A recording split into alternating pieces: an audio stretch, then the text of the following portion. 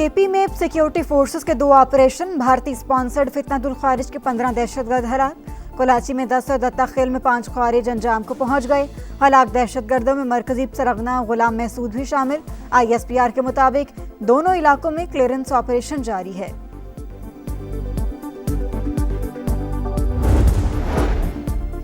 بنوں میں تھانہ بسیا خیل کے قریب پل پر خودکش دھماکہ، حملہ آور نے تھانے پہنچنے سے پہلے ہی خود کو دھماکے سے اڑا لیا۔ پولیس کا علاقے کو گھیرے میں لے کر سرچ آپریشن۔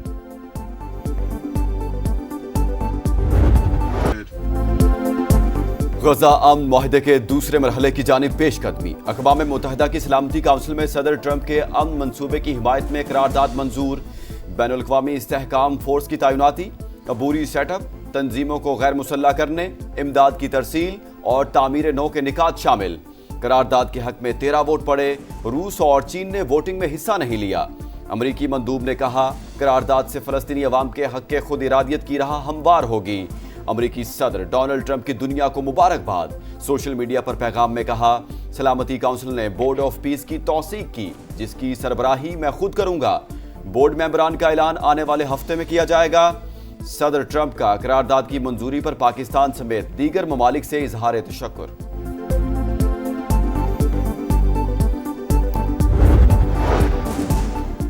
غزہ میں پائیدار جنگ بندی، انسانوں و جانوروں کی حفاظت کے لیے قرارداد کے حق میں ووٹ دیا۔ پاکستانی مندوب آصف افتخار نے کہا صدر ٹرمپ کے امن منصوبے کا خیر مقدم کرتے ہیں۔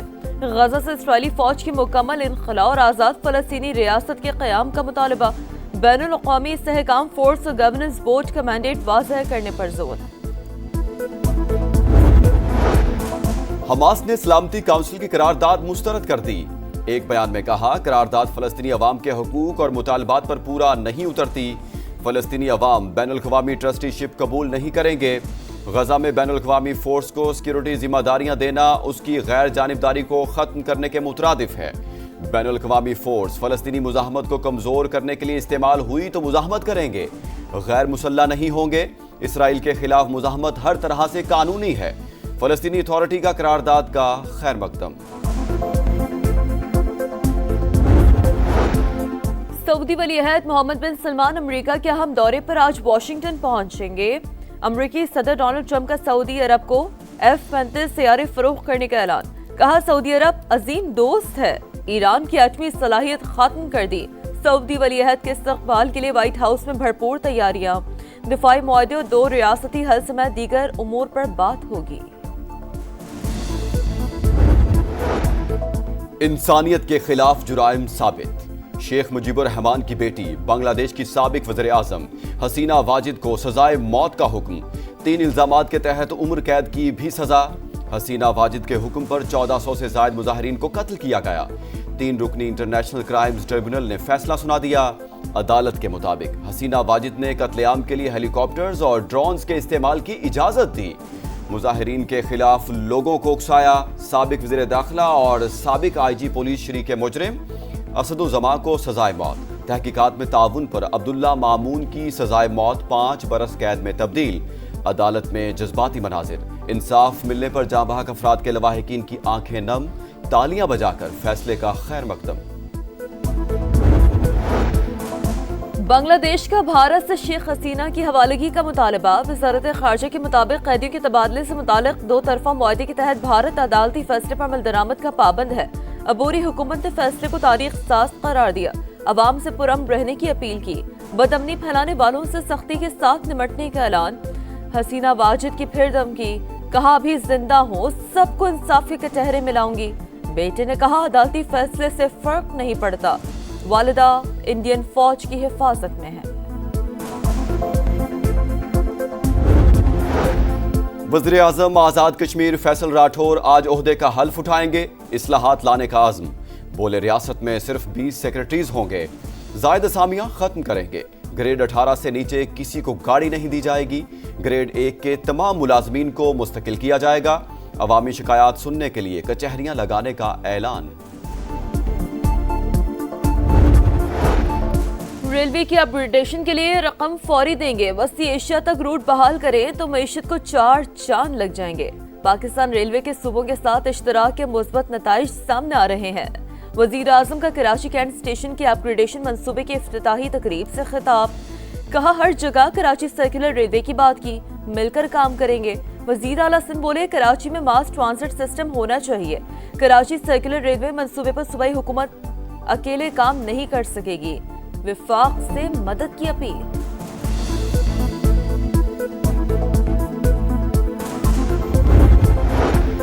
27वीं तरमीम नामंजूर। तहरीके तहफ़्फ़ुज़ आईन पाकिस्तान का जुमे को यौम स्याह का ऐलान। असद कैसर बोले अदालतों को मफलूज कर दिया गया, हमारे पास एहतजाज के सिवा कोई रास्ता नहीं बचा। अली जफर कहते हैं अदालती निज़ाम कमज़ोर करने की कोशिश की गई। अदलिया की बहाली के दो ही रास्ते हैं, जज इस्तीफा देकर असूली मौक़िफ़ अपनाए या अंदर रहकर इस्लाहात के लिए जद्दोजहद करे। दोनों रास्ते अवामी हिमायत से ही मौसर हो सकते हैं। MQM और पीपल्स पार्टी में फिर लफ्जी जंग छिड़ गई। इख्तियारात निचली सतह पर मुंतकिल ना किए तो 18वीं तरमीम खत्म होगी और नया सूबा बनेगा। मुस्तफा कमाल की ललकार। दुनिया में कोई ताकत सिंध को तकसीम नहीं कर सकती, शर्जील मेमन का सख्त जवाब। मुस्तफा कमाल की बातचीत की पेशकश। कहा बल्दियाती बिल आएगा और मंजूर भी होगा। फैसला किया आईनी तरमीम पर ब्लैकमेल नहीं करेंगे, बाद में हुकूमत से अलग हो जाएंगे। शर्जील मेमन ने सूबा तोड़ने की बातें फिजूल करार दे दी। बोले 27वीं तरमीम के एजेंडे में बल्दियात का जिक्र था ही नहीं। MQM मुर्दा सियासत को जिंदा करना चाहती है।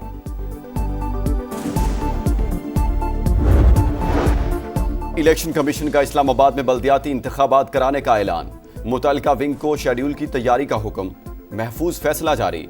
लिखा DRO, RO और दीगर अमला तैनात करना इलेक्शन कमीशन का इख्तियार है। ECP अपने अफसरान अदलिया या इंतजामिया में से अमला तैनात करेगा। कराची के इलाके डिफेंस फेज 5 में फ्लैट की छत से लड़की की फंदा लगी लाश बरामद। शिनाख्त 17 बरस की जैनब के नाम से हुई। लड़की की 1 माह कबल शादी हुई थी। खाला के फ्लैट में रिहाइश पजीर थी। आबाई ताल्लुक सियालकोट से था।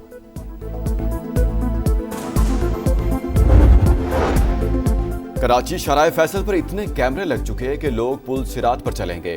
DIG ट्रैफिक पीर मोहम्मद शाह कहते हैं ट्रैकर ना होने पर हैवी ट्रैफिक को 1 लाख रुपए का जुर्माना भरना पड़ेगा।